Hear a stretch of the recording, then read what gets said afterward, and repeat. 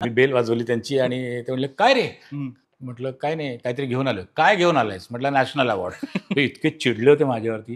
माझ्याबरोबर माझा मुलगा होता. ते म्हणले, "तुझ्या भावाला ना झाडाला बांधून पट्ट्याने मारलं पाहिजे. तो किती बोलतो हा? कसला नॅशनल अवॉर्ड आणलाय? एकतर वेळ न घेता आलायस असं तसं."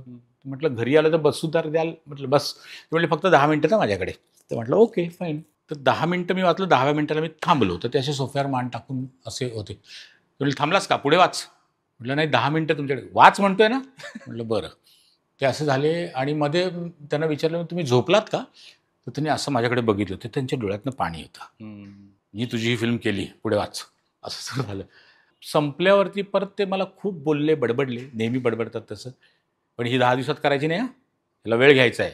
आणि तू म्हणतोस ते बरोबर आहे, की याला नॅशनल अवॉर्ड घेऊन आलोय, तर मला हे तू चॅलेंज दिलेलं आहेस आणि आता मी दाखवतो. You R dealing with Vikram Gokhale." असं वगैरे, वगैरे खूप मला असं नेहमी ते झापायचे. तसं त्यांनी ते केलं. त्या माणसाने जे काम केलं ते खरोखर नॅशनल अवॉर्ड मिळालं त्याला खरंच, खरंच. आणि ते झालं.